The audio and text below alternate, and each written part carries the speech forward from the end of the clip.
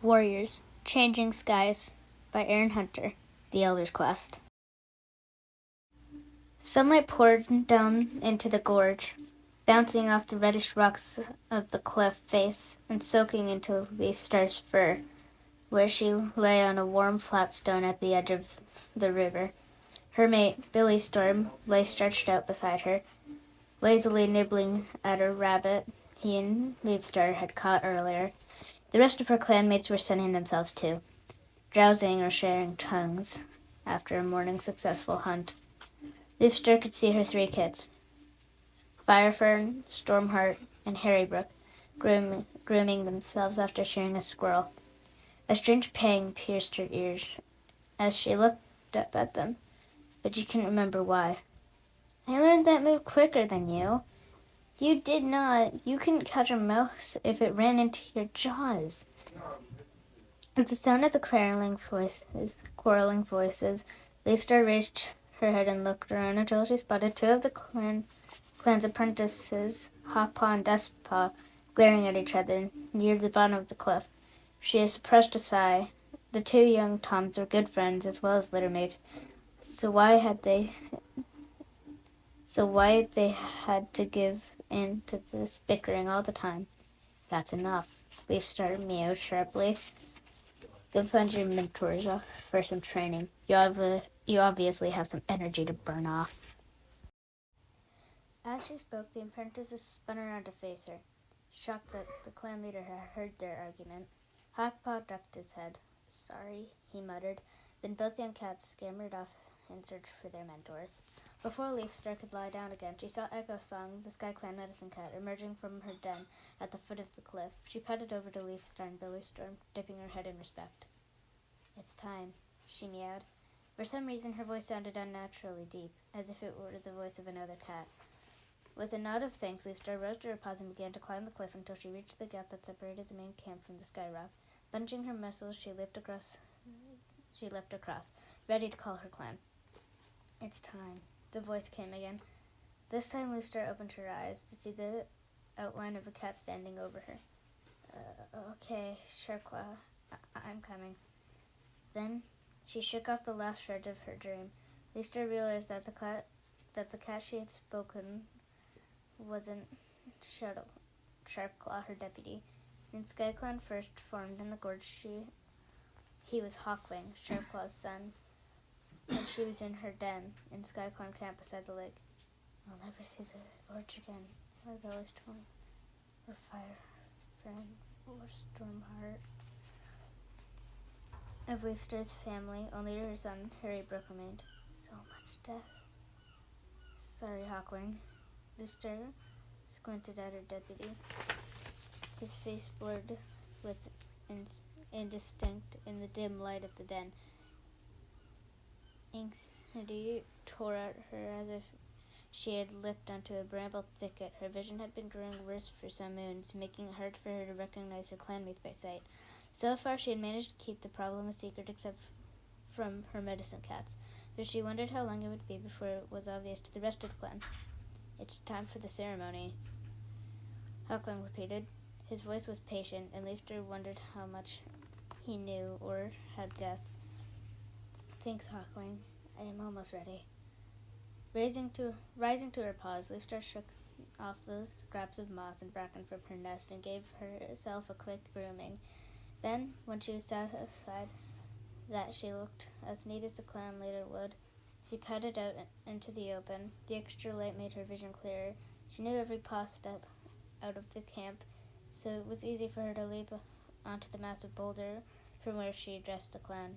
But all cats old enough to catch their own prey, join here beneath the tall rock for a clan meeting, she yelled. Several of the clan were already out in the clearing as they drew closer to the boulder. Leafstar managed to make out each one, the clan's meditator, Tree, and his son, Rootspring. The yellow pelt's unmistakable. Sage Nose and his sister, Mintfur, close enough for their scent to waft over her. Sunny Pelt, easy to identify from her purposeful stride, and the smaller cat with her had the distinct markings of bee sting. All of them sat in the rough semicircle in front of the tall rock, while Fidget Flake and Frecklewish emerged from the medicine cat's den and padded over to join them.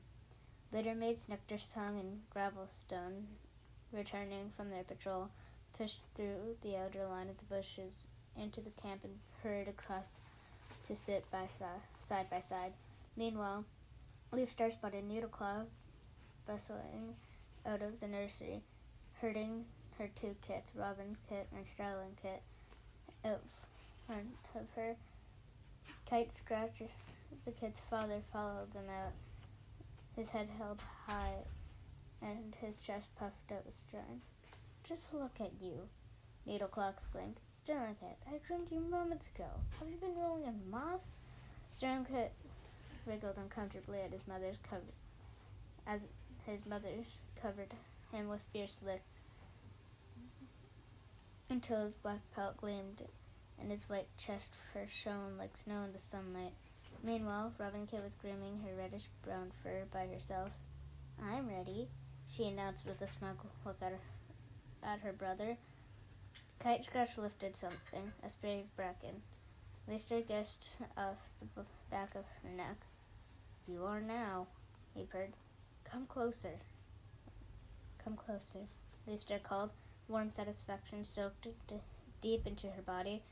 Her worries melted away like frost in the morning. It was good to see such lively and vigorous kits, and to set their paws on the path they would follow. Waving her tail, she beckoned Starling Kit to approach the front of the tall rock. He bounced up enthusiastically and stood there quivering and purring with excitement. The rest of the clan grew silent as Leafstar began to speak. "This is a great day for SkyClan," she began. "The making of new apprentices means that our clan will grow stronger and survive into the future. Starling Kit, from this moment on you will be known as Starling Paw." She let her gaze travel around the circle of cats. She had already decided who should mentor the two apprentices and distinguish the brown pelt of the cat she had chosen for Starling Paw. "Nectar Song, you are ready for an apprentice," she announced. "You have shown intelligence and loyalty to your clan. I'm sure you will pass down those qualities onto Starling Paw." Leafstar heard Nectar Song exclaim, "Me? Wonderful." As Starling Paw scurried across the circle and stretched up to touch noses with her, "Starling Paw! Starling Paw!" the clan yelled in acclamation, while Starling Paw stood beside her mentor, looking as though every hair on his pelt were bristling with pride. Leafstar gave them a moment, and then raised her tail for silence, and beckoned Robin Kit to the foot of the rock. "From now on, you will be known as Robin Paw," she meowed. "Gravel Nose, you too are ready to be a mentor. No cat can doubt your courage and your determination, and I know you will pass those qualities on to your apprentice." Robin Paw wasn't as obviously excited as her brother had been, but she held herself straight as Leafstar spoke the words that made her an apprentice, and dipped her head respectfully before bounding over to the tan-colored Tom who would be her mentor. Gravelnose bent down to touch noses with her. "We'll do great things together," he promised. "Robin Paw! Robin Paw!" Leafstar watched contentedly as her clan yelled their welcome to the young she-cat. She saw Gravelnose and Nectar Song exchange glances, and guessed how thrilled they must be feeling from their loud purrs. Neither of them had been mentors before, and as litter mates they must have been extra happy to have been chosen together. Leafstar was sure that they would take their task very seriously. Needleclaw and Kite Scratch bounded over to congratulate their kids, purring and licking their ears affectionately. "Listen to our mentors, and let's not have silly behavior," Kite Scratch warned the new apprentices. Leafstar couldn't repress a growl of amusement. Silly behavior was pretty common with apprentices, as Kite Scratch himself should still remember. A moment later, the group broke up. Nectar Song and Gravel Nose headed out of the camp, followed by their apprentices. The two young cats held their heads and tails high. They'll be off for their tour of the territory. Leafstar thought, beginning a lifetime of learning and service to their clan. She sighed happily as she watched the rest of the clan going about their duties. The clan is safe. Leafstar, there's something I have to show you. Senhai was just past. Leafstar had been dozing off at the entrance of her den in the split at the bottom of the tall rock, listening to the subdued sound of the camp and the twittering birds in the trees that sounded in the clearing. She could hear a distant roar too, coming from beyond the top border. It had been going on for almost half a moon, and no cat knew what was causing the disturbance. I bet a moon of dawn patrols that two legs are to blame for it. Now Frecklewish's voice interrupted her musings, and she sat up, shaking her head to wake herself thoroughly. Her medicine cat was standing in front of her, close enough for Leafstar to see the trouble in her face. What's the matter? Leafstar asked. Follow me. Frecklewish turned and led the way beneath the dogwood that screened the medicine cat's den in a shallow dip in the ground. Mystified, Leafstar followed. The harsh smell of vomit caught her in the throat, and she ducked under the branches. And when she entered the den, she saw Bellaleaf lying stretched out on her side. Her jaws were gaping, and her breath came in harsh gasps. Beyond her, Fidget Flake was gathering a bundle of leaves and moss streaked with vomit, ready to carry it away. How long has she been like this? Leafstar asked. Bile rose in her own throat as she gazed horrified at her sick clanmate. It was an effort to keep her voice from shaking. She came in just after her apprentice ceremony. Frecklewish replied. She was crying in pain from bellyache, and I gave her Yarrow to make her vomit. That helped with the pain, but she... The medicine cat broke off as all of Bellaleaf's limbs began to jerk, and she let out a low-pitched wail of anguish. Several heartbeats passed before she was still again, panting and moaning in absolute exhaustion. She keeps having those seizures, Frecklewish went on, but they're wearing her out. I made her eat a juniper berry, but it didn't help. I think all we can do now is give her a couple poppy seeds to make her sleep and hope she's stronger once she's had some rest.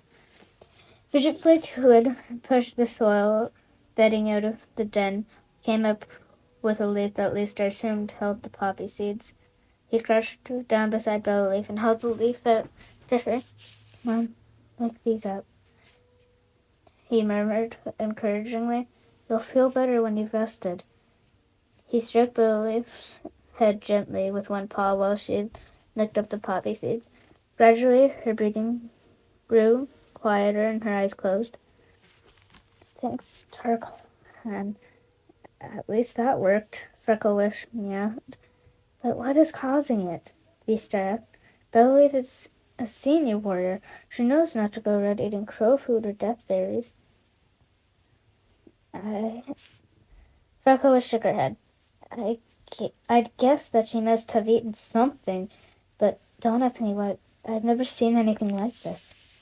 Her eyes are pink and swollen, too, Fidget Flake added.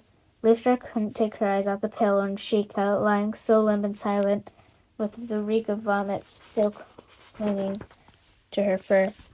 You must be right that she ate something bad, she began, and we need to find out what.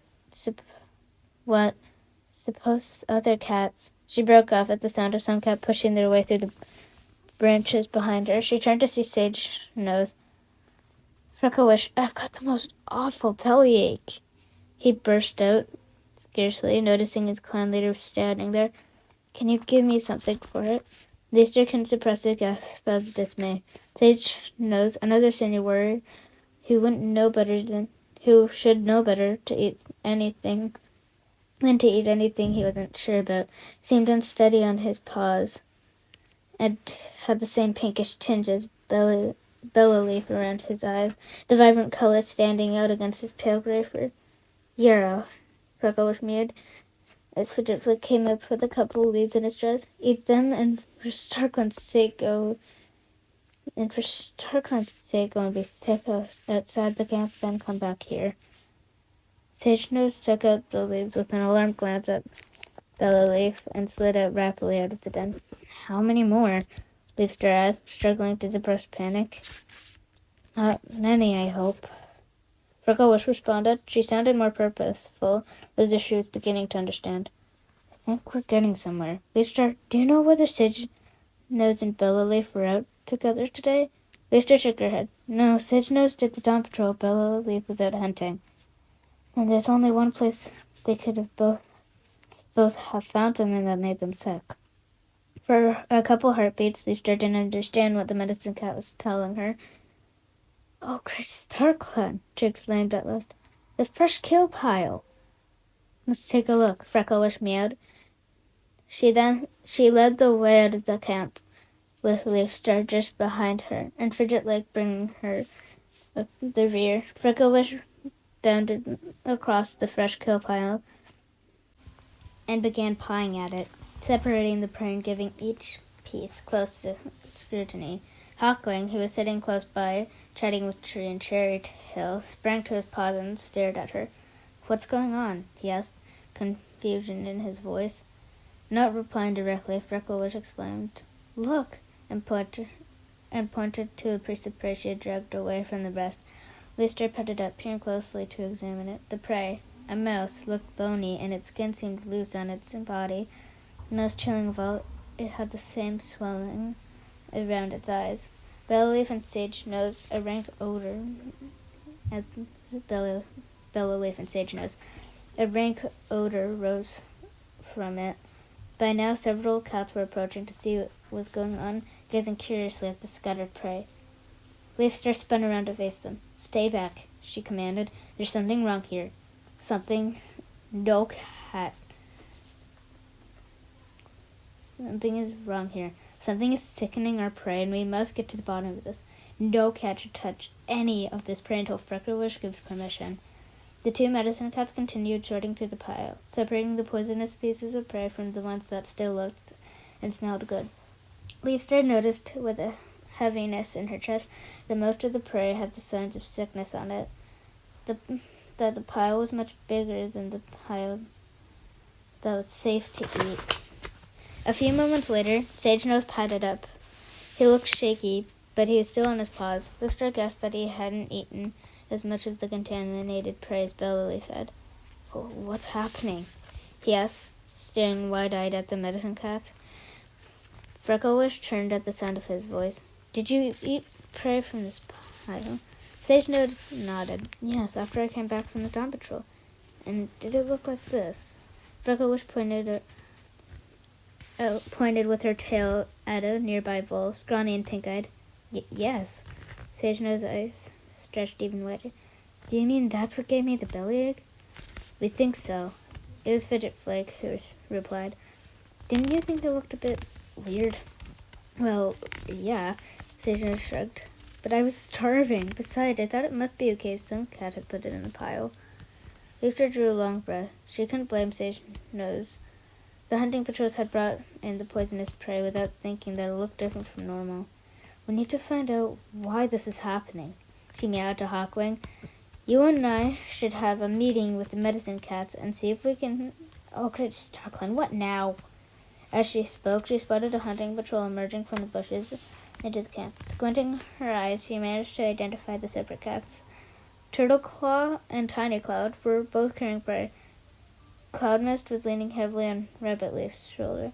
All four cats headed across the camp to where Leafstar was standing beside the fresh kill pile. Rabbit Leaf gently lowered Cloud Mist to the ground. The white she-cat hunched up, as if protecting her belly, and she was close enough for Leafstar to make out the telltale pink swelling around her eyes. Frecklewish padded up to her and gave her a quick sniff. Bellyache? She asked. Yes, and it's so bad. Cloud Mist whimpered. Please, give me something for it. I will in just a moment, Frecklewish assured her. But tell me first, what have you eaten today? Nothing. Not a bite. The medicine cat exchanged a puzzled glance with Leafstar. Are you sure? she asked the sick she-cat who had begun writhing on the ground in pain. Nothing, she gasped. I've had nothing all day except for a drink from the stream. Freckle flashed a worried glance at Leafstar, then turned back to Cloudnest. Okay, go to my den. I'll be there in a moment to give you Yarrow. Sage Nodes, go with her. Watching the two sick cats as they staggered across the camp, Leafstar felt a cold creeping along her limbs, as though her whole body,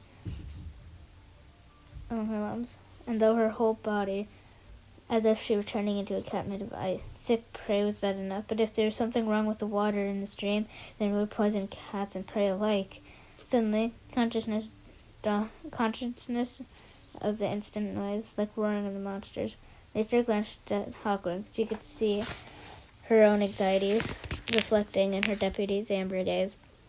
Two looks are doing something up there. She angled her ears in the direction of the sound. That noise disturbed us at first, but now, to be honest, I hardly notice it. But suppose what the two legs have done something to the stream. What will SkyClan do for a fresh kill if the stream poisons all the nearby prey?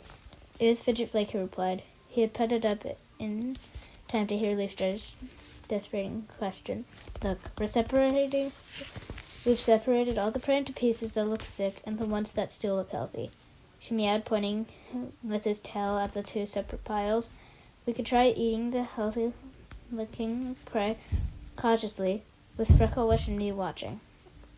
That sounds sensible, Hawking agreed. I don't mind giving it a go. I'm strong, and if I get sick, I should be able to withstand it. He approached the pile of healthy prey and gave it a sniff, and extracted a mouth, crouching down to take a few bites. Everyone of the cats standing around had their gaze fixed on him. As he risen, took a step back. It seems okay so far, he commented, while she and the other cats watched. Leafstar realized that her deputy and the rest of the clan were waiting for her to come up with a plan that would help the clan get through this. It wasn't easy. With Leafstar approaching, they would need every bit of fresh kill they could find.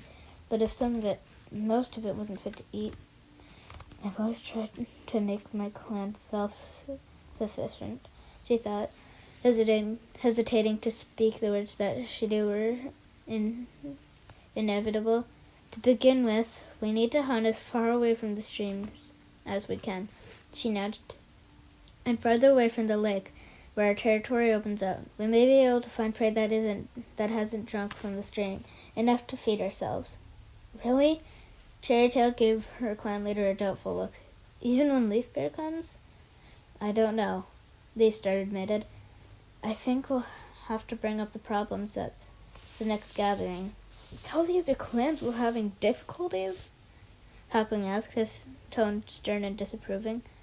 I don't see that we have any choice, Leafstar responded. If the stream is poisoned and there's no sign that the two legs are going to stop whatever they're doing, we'll have to ask the other clans for help. If we can drink from the lake, there's enough water to dilute whatever is poisoning the stream, but we'll need to find other source of prey. Maybe ShadowClan and ThunderClan will agree to let us hunt prey that runs across our border onto their territories, at least for a while. And hedgehogs fly, Hawkwind muttered. The rest of the cats seemed pleased with Leafstar's suggestion, but Leafstar herself shared her deputy's doubts. On the whole, the clans had not been generous about sharing prey, and Leafstar was coming on fast. A terrible time to ask for favors. We had to let ThunderClan and ShadowClan know. What's happening right away, Jay pointed out. Sickly prey could easily cross our borders onto their territory, and if they found out that the sickness started here and we didn't tell them, well, they wouldn't be likely to offer us any help. You're right, Tree, Leafstar agreed, thankful for the clan meditator's good sense. Will you go to ShadowClan, please, and take Rootspring with you? I'll go to ThunderClan if that's okay. Hawking volunteered. No, I would rather you stay, Leafstar told him. I want you here in case you get sick from eating that mouse. Glancing around to see who else was close by, she beckoned to Rabbit Leaf and Tiny Cloud. "You can go and take the message to Squirrel Star," she meowed. When the cats who had chosen were headed out for the camp, Leafstar turned back to Hawkling. "I have a job for you," she began. "Find a couple more cats, and then carry all that poison prey out of the camp and bury it. Pick it up in your claws. Mind you, not your jaws. Then, when you're finished, wash your paws. In the lake, not the stream." "Sure, Firestar. Sure, Leafstar." Hawkling hurried off to the warrior's den to find more cats to help. Sorry about that, everyone. I have been reading books with Firestar as leader still. That's the main character. Sorry about that. "Sure, Leafstar." Hawkling hurried off to the warrior's den to find more cats to help. Heaving a long sigh, Leafstar retreated towards her den. But before she reached it, she heard a cat calling her name. She stiffened at the note of urgency. Turning, she saw that Gravelnose and Nectarsong had returned with their apprentices. It was Gravelnose who had called out. All four cats bounded across the camp to their leader. "What's the matter?" Leafstar asked. The two apprentices were wide-eyed, their fur bristling, their expression a mix of fear and excitement. Their mentors, in a contrast to both, looked grave. "Has something happened?" "While we were showing our apprentices the territory," Gravelnose began, "we found a trace of a badger set. The soil was fresh," Nectarsong added. They must have dug it out in the last day or two, and there was a strong scent of badger." "What are we going to do?" Starling asked, bouncing a little on his paws. Ravenpaw's whiskers were quivering. "Are we going to fight?" Leafstar raised her tail to silence them. "There will be no fighting until we investigate properly," she declared. "But we cannot let them stay here." The objection came from Hawkling, who was tottering past on three legs, with the body of the sickly foal snagged on the claws of his fourth paw. "We should attack right away before they get the chance to settle in." "No, Hawkling," Leafstar meowed firmly. "We need to make a careful plan. I'll think it over." Hawkling tipped his head, but he clearly wasn't happy as he carried on with his task. Leafstar took a moment to warn the mentors and their apprentices about the dangers of sickly prey and the poisoned water in the stream. Finally, feeling as if her legs wouldn't support her, she was able to retreat to her den and sink down into her nest. In the morning, when she had made the two apprentices, and she had felt so confident about the future of Sparkland, now she seemed like a distant memory. So many problems. Badgers, sickness, tulips. How can I begin to solve them all? She struggled to make a plan, but she was so exhausted that she fell asleep almost instantly. Once again she found herself in the gorge, the sun-drenched rocks rising on either side, light dancing on the surface of the river. Her deputy Shirklaw was sitting by her side, his ginger fur glowing in the sunlight, his ears sharply pricked, and his green eyes glowing intensely.